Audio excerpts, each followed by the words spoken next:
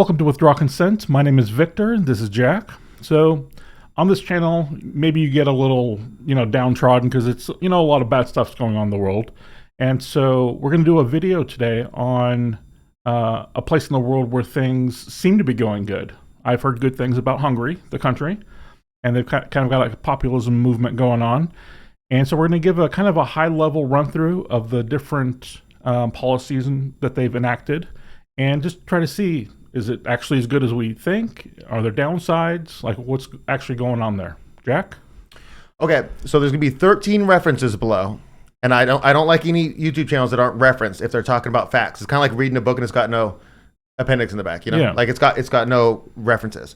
So there's 13 of them. I'm going to name them by number when I'm talking about a subject, and I will be talking about that reference until I get to the next number, just to let you know so you guys can look all this stuff up. The first one is a great article, and it's by Zero Hedge, and it's called "Is Hungary the Model for the American Right?" or Far Right, American Far Right. And then this is a fantastic article, and I got 4 or 5 of the other references from here. You should check it out. So that's going to come up in a little bit because I got several of these from there. So the second reference below is a YouTube video, and it's a documentary about why Hungary is bad because of populism and Viktor Orban's the devil, But it makes Hungary look good. It seems like it. It's just so funny because it's like, I'll tell you what their arguments are, okay? So basically, the Soviet Union collapsed. Yep. And then now Hungary's now free. And guess who comes back to fix things? George Soros. Oh, good. Because George Soros is not ethnically Hungarian, but he was born of Hungarian nationality. Okay. So he's a Hebrew man who was born so he's got an interest here. So he comes and creates this college. I believe it's called CU is the college. And it's this massive thing. It's so massive that all the current leaders of Hungary have gone to CU. Wow. Because that's what they had, back when they were coming up. And so now they're battling, now the leaders who came from the college are battling against the college. So here are the reasons in the documentary why Viktor Orban, who's the president of Hungary, I didn't mention that, but you probably know. Here are the reasons why he's bad for battling them. They're targeting 2 sectors of the college. One is in social sciences, and it covers teaching Marxism. Not about Marxism. They're teaching kids to be Marxists. So that's the first one. And the second one is they're attacking their gender study program because of feminism. Okay. But do you know what that means? If you're attacking gender study because of feminism, that means you don't have trans. That means you don't have a million genders, because that's not feminism. So they're just dealing with a previous wave of feminism, and they don't have trans or a million genders to deal with. So they're in a good position, and they're trying to keep this stuff from coming into what we have now, just with no restrictions whatsoever. So, and I do believe that if you get state funding, obviously if you're not a private school, the government should get a say in what you're doing, right? Yeah. So like in Texas right now, they just made a law and said no more DEI, diversity, equity, inclusion. And so a state-funded college in Austin just had to fire like dozens of people. All their DEI people, they had to fire them. Great. They give you the funding, and they didn't say you can't do this. You just don't get the funding. Oh, okay. And so I don't know the exact setup here, but honestly, it doesn't sound too bad to me what he's doing. It doesn't so far. So also in this documentary, they said he was bad because he put up a 500-kilometer wall in 2015 to stop the migration of illegal immigrants. Okay, great. Okay, yeah, I'll put a picture of the wall on the screen for you so you can check it out. And so basically, he said this. I'm going to give a quote from Viktor Orban, okay? If you're sensitive, don't just flip off right now, okay?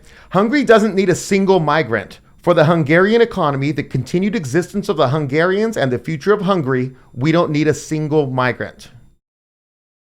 Okay. Man. Okay. So anyways, this reminds me of a story. I talk about that Hamza guy a lot, Remember? Which one is that? He's the guy who does the Omegle. He's the Palestinian guy. Oh, yeah. Who does the interviews and... Yeah. And he just made a random statement like, he was talking about like republics. Okay. And he's like, England's a republic. It's not for the English. Okay.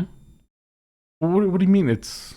He's saying it doesn't belong solely to the English people. They have no birthright to their own country. Oh. And that's kind of the worldview that Viktor Orban's fighting against. We don't need a single migrant for Hungary to be Hungarian. But he doesn't believe that the Palestinians have a... Yeah, there's a double standard there. Oh, okay. Well played. You got to the heart of that one quick. So then they interview this border mayor in the documentary, right? And so basically, he takes him to the border wall and he shows him this big, beautiful wall. It's double fenced. You haven't seen it, or maybe you have, with razor wire. But for a prison, all it's missing is an electrified fence in between and the ability to shoot anybody who tries to escape, which is what you'd have in a prison. Oh, okay. So if you just put an electric fence and shoot anybody who climbs the fence on the other side, that's prison level defense. Okay. And basically nobody escapes from prison. Basically. Right. A few people a year, and then, minimum security facilities is different, right? Right. But you're not keeping people out. You're trying to keep people from coming in. It's like the opposite of prison, but it's the same mentality. But I'm saying the level of defense they have, it's close. So, anyways, basically. And it's chain link? Yeah, it's chain link, but with razor wire on the top. Okay. And it looks sturdy. And so then the border mayor takes him into the documentary people into his house, and he opens up the newspaper. There's a full-page advertisement, anti-Soros, from the government. He's like, the government paid 3,500 euros for this There's billboards. The government puts up billboards, anti-Soros, and they're all themed in the same color. The documentary is interesting if you're interested in the subject. It's a little slow, but it's pretty good. And this is another negative, obviously. Yeah, this is another negative. They're wasting money because this guy, he's a good Hungarian, right? No, he's not either of those things. Okay, so now we're going to transition to the third reference because we're talking about the wall, and we're going to go into, I'm going to put a Charlie Kirk tweet up on the screen for you. And here's what he says in the tweet. Did you know Hungary built a wall and illegal immigration collapsed by 99%? Next paragraph, illegal immigration went from 391,000 in 2015 to 18,326 in 2016 to just 1,184 in 2017. Wow. Build the wall with periods after it, right? So he sent that on October 22nd, 2018. Okay. So he had built the wall in 15. Now he's looking at what did it do? 16, 17. Sure. This is what we see. Okay, and then the website that is the link below for this reference says verdict true, and here's how they're going to spin it. You ready? And they kind of got a little accuracy here. Illegal border crossings from Hungary dropped from 391,384. They basically just read off the exact same numbers, and then they say it's a 99.6% decrease. It's unclear, however, how much of the drop can be attributed to the border barriers, as a significant decrease in overall migration levels in the region also played a role, because it was put up during a surge. Okay. So they're saying that they don't know when the surge ended. But I'm sure I did not look at the numbers since then, but I'm sure they're pretty similar. It stopped. Right. Because the country right next to you, there's no wall. Right, but it also shows the country's serious about you not going into the wall. Like it's a symbol of right. These people don't really care. They don't have a wall up. Let's just go there. You know what I mean? It's a right. And even if you claim that only 51% of people in the country support Orban, which is not true. He's got overwhelming support. Even if you assume that, you're to say 51% of the people will despise me if I come into this country, right? Right. That's true. Okay, so now we're going to go to the fourth reference, and we're going to talk about taxation. Oh, okay. Because we've talked about the tax benefits and stuff without having researched it, just kind of mimicking other people. Things we hear. Like we said, 4 kids and no taxes for the rest of your life. 25% for each kid. Right. Yeah, we'll see if that's true or not, Okay. Because I think this is an interesting subject. You're going to have to pay attention, though, because I'm going to start running off numbers, and I'm going to number them in the Hungarian forint, which is their own money, and then USD equivalent. Oh, okay. So you can compare it to the United States. So basically, the fourth one's an article, and it's called, or it's a speech I think he gave, and it was called One Tax, One Key. Okay. My Hungarian's not that great, so I don't understand the reference there. But basically, it says that speaking about tax policy, he said that from next year, anyone who earns 10 times as much will be taxed 10 times as much, and there will be a discount on the children. The tax system will be transparent, simple, and predictable, but no one can get out of it. One tax and one key. Right? Okay. So basically what happens is they instituted a 15% flat tax. Okay. Okay. And so everybody gets it. That's why if you make 10 times more. Yeah. And then there are exemptions for children, which help you if you're at the average salary, but they help you less and less as you... Yeah, because it doesn't grow. Right. Okay. And so in 2003, Hungary's in the European Union. They're like, okay, we're going to start heading towards making a euro, getting in the euro. Good. That's the last we heard of that. Okay. Right? They just don't even talk about it anymore. So what they have is the Hungarian forint. Wait, so they never took the euro. Oh, they kept their own currency. Yeah. I didn't even know you were allowed to do that and stay in. I didn't know either. Interesting. Okay. And so The Hungarian forint is called the HFU. Okay. So the HFU versus the USD, the US dollar. And one HFU equals $0.0028. Okay. So they're saying it's hardly worth anything. Yeah, so a quarter of a penny Yeah. for one of their dollars. So when you hear these numbers coming up, their numbers are just going to be very large. Okay. And I'm gonna convert them into USD Okay. from like 2 days ago when I researched the section. So at that exchange rate, nothing's going on weird with the currency right now. So it'll be semi-accurate to when you view this video.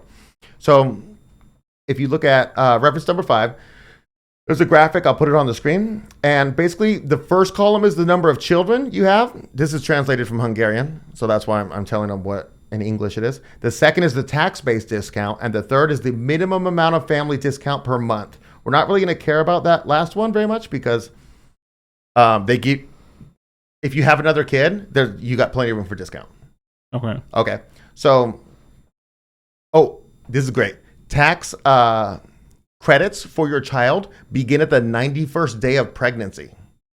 Oh, awesome. Interesting. Okay. Awesome. Because that's kind of around the time where you get your first ultrasound. Right. Now you're out of the first trimester and you're like, we're having this baby. This is going down. We can tell people, you know what I mean? This and that. You're starting to buy stuff and stockpile diapers. Because before that, you're like holding your breath that something doesn't go wrong or that. Okay. So if you have one child, it's 66,670 forints or $184 is your tax credit for the year, right? Okay.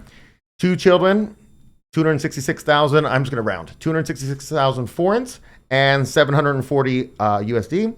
3 children, 660,000 forints and $1,822. 4 children is 880,000 or $2,429. 5 children is 1.1 million forints or $3,036 USD. Okay.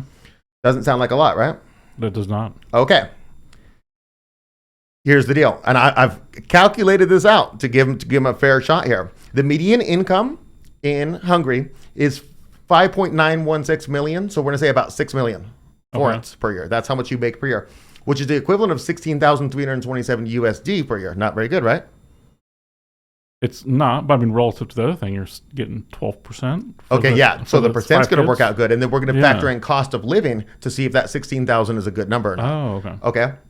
So yeah, 15% of that median number in 16,000 is $2,499.11 USD. Okay. Right?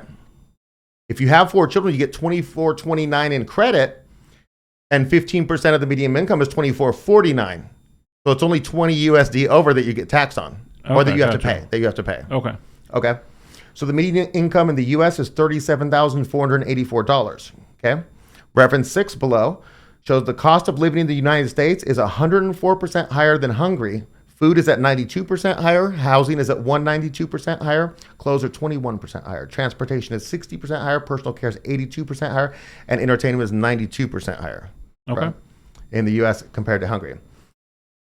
So the equivalent, if you factor cost of living into the 16,000 that they make in spending power, is that they have their median income is $33,307 compared to $37,384.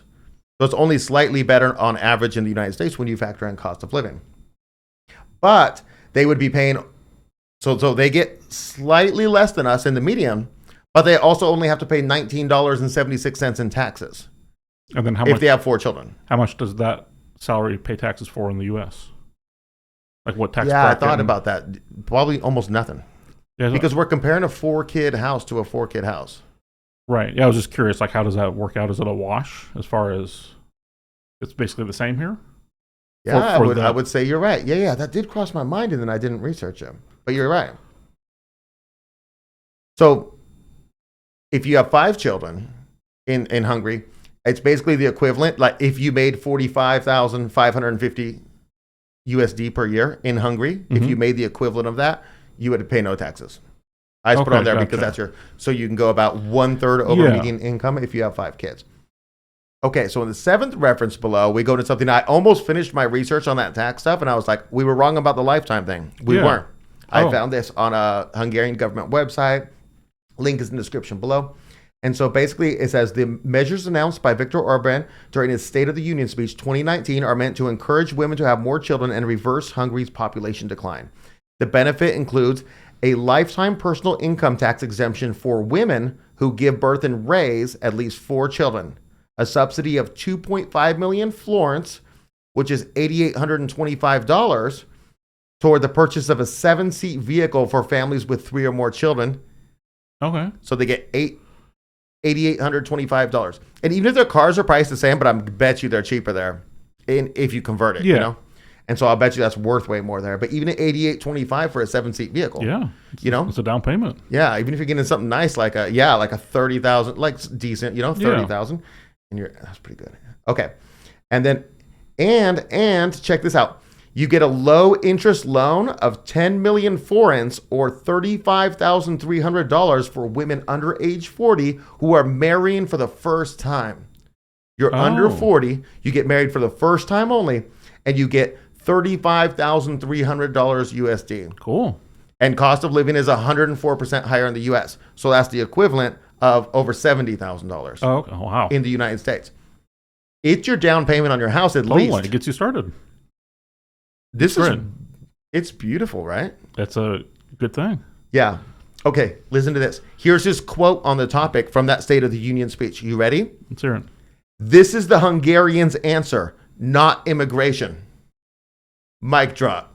That's all that stuff he's giving you. Yeah. This is our answer, not immigration. So this is what you could have in the United States, stuff like this, if there weren't immigration. Right. We could spend our money on that, or we could spend our money on our people. Spent $53 million for prepaid cards in New York City. You know? Wow.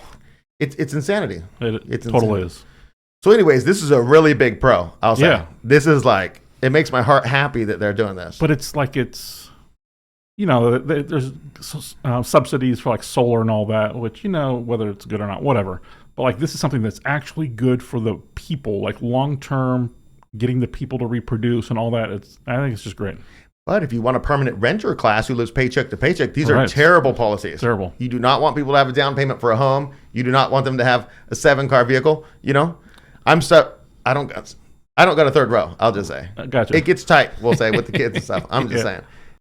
Okay, so reference 8 below, we're going to talk about Hungary's foreign policy when it comes to war, because they're doing a Hungary first policy. Okay. Right? And their stated policy that whether there's a possibility of a military resolution or the need for ceasefire and peace negotiation, Hungary stands on the side of peace, therefore supports any plan that leads to it. So this isn't talking about a specific conflict. This is just in general. Yeah, it's vaguely talking about Ukraine, which borders Hungary, right? Okay. And I believe there's 150,000 citizens living in Ukraine in a small region that's connected to Hungary. It's like adjacent to it. Putin talked about it in a speech to Tucker, if you guys saw that. Anyways, this is I can't believe I read this. Okay. Here's what Viktor Orban said. Regarding the European Peace Facility, which is all in caps, right? Viktor Orban reminded that it was originally established for European security purposes, not because of the war in Ukraine. The purpose of the fund is to strengthen security throughout Europe, but so far it's primarily been used to support Ukraine, he pointed out. So they have this thing called the European Peace Facility. They've all been funding it in case a security danger to any European country happen, and they're flooding that money into Ukraine. Just like everyone else. Hungary believes that it is necessary to clarify whether the fund will continue to serve its original goals of pan-European security or if it will be transformed to a means of military support for Ukraine. Okay, so basically they're, against war. They're pretty good. They're doing a Hungary first. Yeah. And foreign policy, I can't complain about that. So this goes to the 9th reference below, reference number 9. And this is an amazing story that I didn't even know a thing like this was possible. But apparently, from what it looks like, there's a one-nation veto that can be done in the EU, right? Okay. And so Hungarian Prime Minister Viktor Orban has blocked 50 billion euros, or $54 billion, in European aid for Ukraine, hours after the group agreed to formally open membership talks with Kiev. That's great. Take some huevos, man. Yeah. Now, critics have accused the Hungarian leader of holding Kiev's survival hostage in a bid to force Brussels to release billions of euros in EU funds frozen and concerns amidst Budapest's commitment to the rule of law. Right? Listen to this. In what some saw as a last-minute concession, the European Commission, the EU's executive, agreed on Wednesday to unblock 10 billion euros or $11 billion of the money, right? But I'm getting there, right? Wait, it's money that... It's Hungary's money. Oh, it's Hungary's money. I'm getting there. One more. A further 21 billion euros or $23 billion remains out of Orban's grasp, but he denied that there was any link to Hungary's intransigence over Ukraine. Quote, "That's not our style," he said. Here's what I think happened, right? I got 13 references. I only got enough time to research so much stuff. But they sanctioned him over the wall. When he built that wall, they said, you take down that wall and you let those illegal immigrants in. And he said, no. So they sanctioned him. His people said, man, we got the leader right here. This is our guy. And now he's getting reelected. But they've had economic problems because they've been sanctioned. Because they just mentioned 10 billion euros and then 21 billion euros. A lot of money, right? They're a country of 9 million people. Right. That's a lot of money. Per capita. Yeah, we're talking about like one very large city in the United States, like a very large one. Anyways, pretty wild, right? Right. And so he blocked them on sending money to Kiev, and then now they started giving him the money that... No, they said last minute concession. They said, we'll agree to give you 10 billion, but the 21 billion will be out of reach. And he said no. Okay, gotcha. So do you Disgusting. Oh, yeah. The EU stuff is terrible. But I mean, if he's a person of principle, he's not going to even cave if they give him the whole 31 billion. Right. Unless he just imagines what it can do for his people. And he just goes out and gives a speech and say, look, I've sold out.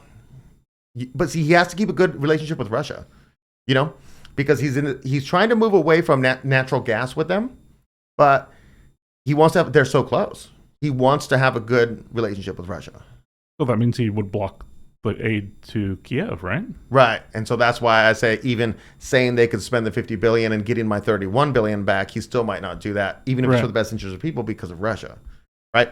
They just say he's Putin's puppet. That's what they say. Oh, of course. But he's not. Right. He has a deal with getting natural gas from him, and I don't know how that deal's going with the current war situation.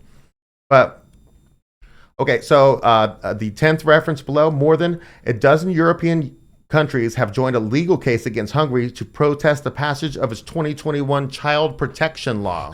This is going to be great. Which would prevent children from being sexualized, right? And there's 12 countries fighting this? More than a dozen European countries. There's only 23 European countries, and Hungary's one of them. So 22. Over half of them want to sexualize children. There might be 25. If the article's old enough in Finland and Sweden have joined, then there might be 25 now. What was that? Over half of them want to sexualize children.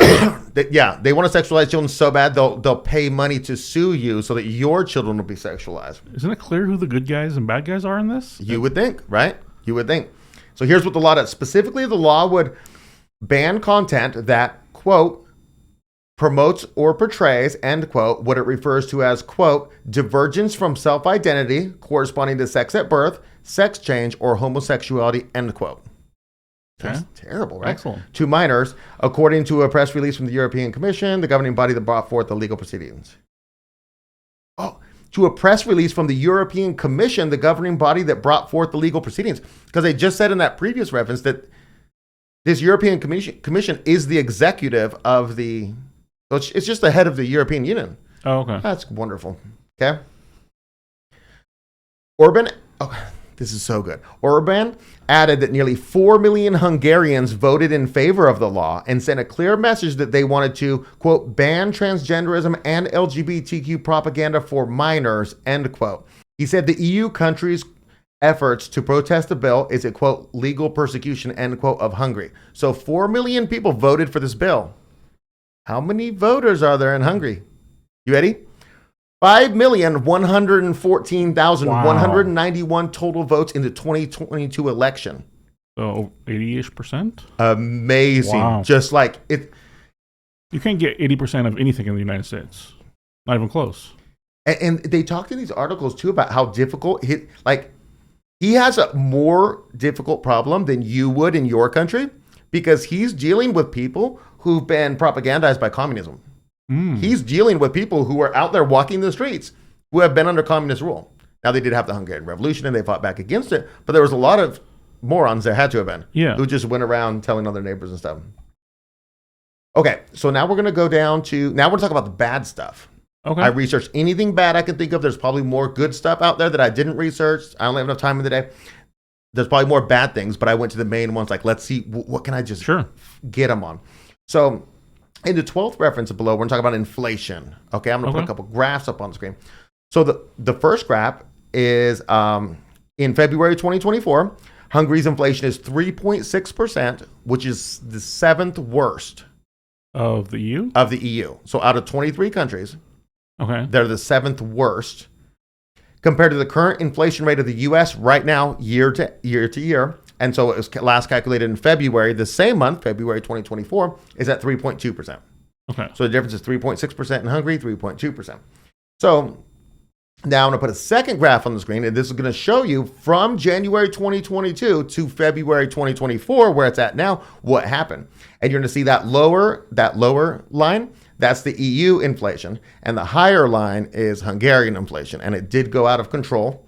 And so at the highest point during this little 2-year period here, a little less than 2 years, basically the EU's went up to 11%, but Hungary's briefly went to 26%.